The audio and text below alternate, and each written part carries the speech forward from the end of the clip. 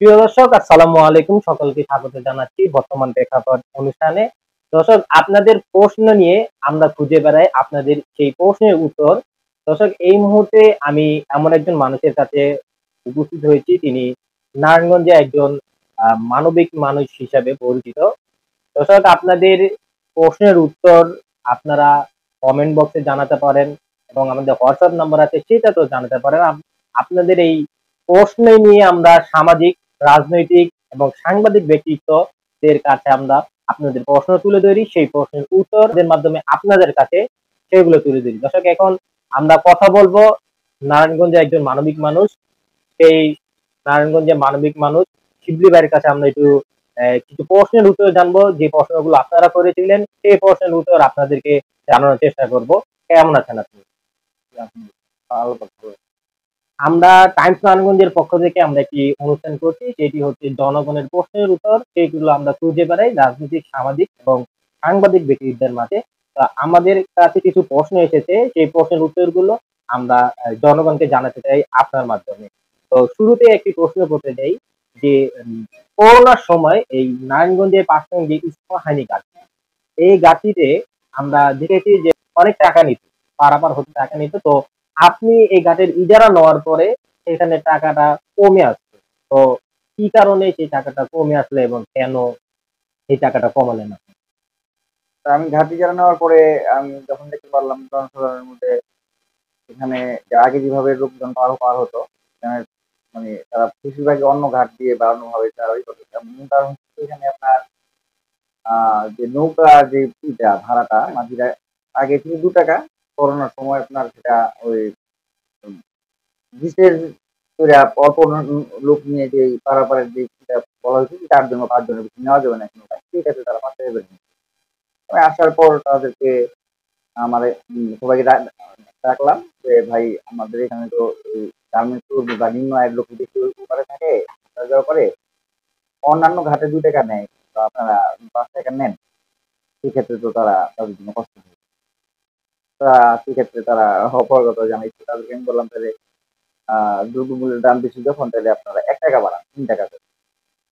আর toll দিবে আপনার 2 টাকা আর আপনার ভাড়া দিবে ৩ টাকা, ৫ টাকা।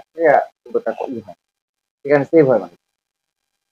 না, তারা সেখানে অপারগতা জানার পরে আমি এখানে আ বড় বোট একজনকে বললাম, বড় বোট নামানোর জন্য। তুমি ভাই ছুটে গেলে সে আর খুশি, সে যদি মনে করে তাহলে ৫ টাকা নৌকায় যাবে, তার অবস্থান ভালো হইবে। মাঝিদের মধ্যেও সমস্যা হইব না। সে আমার ৫ টাকা আছে, আমি ৫ টাকা পার হবো। আমি 10 টাকা আছে, আমি ১০ টাকা ১০০ টাকা দিয়ে পার হবেন। কিন্তু ২ টাকার যে সিস্টেমটা সেটা তারা জানি সাধারণ লোকজন মানে দিনে ২-৪ বার যাওয়ার জন্য যে স্বাচ্ছন্দ্য বোধ করে এর জন্য। সবসময় আমরা মাছে ভাতে বাঙালি বলে থাকি।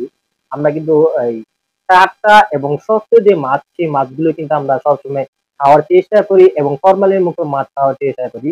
তো আরেকটি প্রশ্ন রাখবো, দর্শকদের যে প্রশ্নটি করেছিলেন যে নারায়ণগঞ্জের এবং বাংলাদেশের তথা বৃহৎ একটি মাছঘাট, এটি হচ্ছে নারায়ণগঞ্জের মাছঘাট। এই মাছঘাটের ইজারাদারও কিন্তু আমাদের শিবলি ভাই।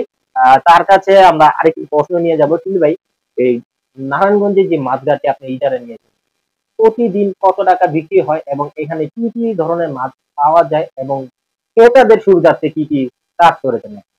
তো এখানে মূলত এটা ঘাটে মূলত ঘাটে মাছ নামবে এবং সেটা বিভিন্ন দিকে চলে যাবে বা আশেপাশের মহল্লা গুলাতে ছোট ছোট বাজার গুলো চলে যাবে, এটাই মূলত ঘাটের কাজ। তো এখানে আমাদের এখানে প্রাচীন এটা ঘাট, এটা প্রায় 200 বছর ঐতিহ্য আমাদের নারায়ণগঞ্জবাসীর জন্য এটা পুরনো একটা ঘাট।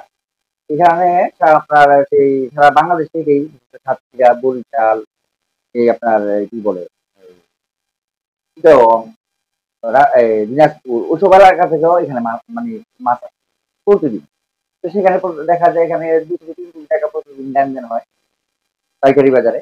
খুচরা বাজারে যে দোকানগুলো থাকে সেখানে স্বাচ্ছন্দ্যে যারা খুব সকালে আসে তারা ওই পাইকারি বাজারের যে দরটা থাকে তার চেয়ে হয়তো কিছু সামান্য, ক্ষুদ্র ব্যবসায়ীরা কিছু সামান্য লাভে এখানে মাছ তৈরি। পাশাপাশি আপনার এখানে আহ ডিভাইড করা দেওয়া আছে, যেখানে মানে ছোট মাছগুলা এক সাইডে, বড় মাছগুলো এক সাইডে। পাঙ্গাস যেমন দেখা গেছে, পাঙ্গাস, রুই, তারপরে দেশি মাছগুলো যেগুলা দেশি যেটা আসে না নদীর, সেগুলো এক এক জায়গায় বিক্রি হচ্ছে, নদীগুলো এক জায়গায় বিক্রি হচ্ছে, এভাবে ভাগ ভাগ করা আছে।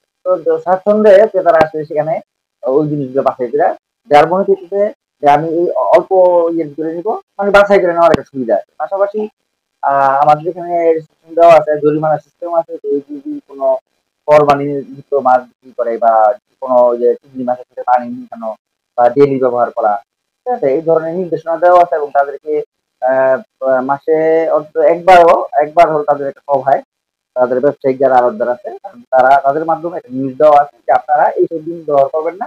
আর যদি কেউ করে সেই ক্ষেত্রে তাকে দেখা যায় সাসপেন্ড অথবা জরিমানা করা হয়। এখানে এই প্রাচীন পর্যায়ে এখন আলহামদুলিল্লাহ এই ধরনের কোনো সমস্যা হইতেছে না। আর যদিও হয় কোনো ঘটনা যদি ঘটে সেই ক্ষেত্রে আমরা তাকে ওই পানিশমেন্ট দেওয়া হচ্ছে, তাকে জরিমানা, আর্থিক জরিমানা এবং দণ্ড হিসাবে তাকে ৭ দিন বা ৪ দিনের জন্য আমরা তার ব্যবসা পরিচালনার জন্য বাধা দিচ্ছি।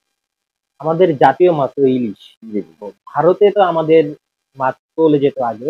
তো বর্তমানে কিন্তু ভারতে মাছ সাপ্লাই দেওয়া বন্ধ। আর নারায়ণগঞ্জে ইলিশ মাছের দাম কেরম? মধ্য আয়ের বা নিম্ন আয়ের মানুষ কি কিনে খেতে পারে? আ আসলে ইলিশ মাছের মধ্যে আমার যে যেটুক ইয়ে তেমন অভিজ্ঞতা নাই মাছ সম্বন্ধে। তারপরে যে ইলিশ মাছে এখানে যেখানে আমার ঘাটে দেখেছি, ইলিশ মাছের মানে শ্রেণী বিন্যাস অনেক। মানে দেখা যাইতেছে ইলিশের মতনই, কিন্তু আমি দেখতেছি যে একেক জায়গায় একেক রেট। এখানে পদ্মার যে মাছগুলো আছে সেটা থেকে আমাদের মেঘনা বা পাশে ছোট ছোট নদীর যে মাছগুলা ইলিশ মাছগুলো আছে, সেই ইলিশ মাছের মধ্যে প্রায় ৪০০ টাকা পাইকারিতেই, পাইকারি দাম ৪০০ টাকা আমদানি। আর ইলিশ মাছ এমন একটা মাছ এখন আমাদের জাতীয় মাছ বলে এটা, এটা আসলে আপনার এই সন্দেহে বেশি দামি হয়ে গেছে। কারণ সাধারণ মানুষ এই যদি একটা ভালো ইলিশ খেতে যায় সেখানে তার পক্ষে সম্ভব না। আমাদের মানে আমাদের যেই ইয়ের মধ্যে দেখা যায় যে কেজি আপনার ৭০০ টাকা ৮০০ টাকা কেজি। সেখানে দেখা যায় ২ টা মাছ বা ৩ টা মাছ। আর যদি আপনার মানে কেজি সাইজের মাছ নিতে চান সেখানে আপনার ১৫০০ টাকা দেখা যায় যে মোটামুটি আ ভালো বাজারে পাওয়া যায়। আর যদি খুব বেশি মাছ আ নিয়ে আসে ঘাটে বা ধরা পড়ে সেই ক্ষেত্রে দেখা যায় ১১০০ টাকা ১২০০ টাকা পর্যন্ত নামে। এর নিচে ওই কেজি সাইজের মাছগুলো নামে মূলত। তো আমরা আশা রাখি আপনার এই মাছঘাটে ক্রেতাদের জন্য আরো সুবিধা করবেন। মানুষ ইলিশ মাছ আপনার মাছঘাট থেকে আরো প্রসারিত হবে, মানুষ খেতে পারবে আশা রাখি। দর্শক এতক্ষণ শুনছিলেন আপনাদের প্রশ্নের যে উত্তর, সেই উত্তর আশা করি আপনারা পেয়েছেন। আপনারা প্রশ্ন করবেন, আপনাদের সেই প্রশ্ন নিয়ে আমরা ছুটে যাব রাজনৈতিক, সামাজিক এবং সাংবাদিক ব্যক্তিদের কাছে। দর্শক আজকে এই পর্যন্তই। সেই পর্যন্ত ভালো থাকুন, সুস্থ থাকুন এবং বর্তমান প্রেক্ষাপট দেখুন টাইমস নারায়ণগঞ্জের মাধ্যমে।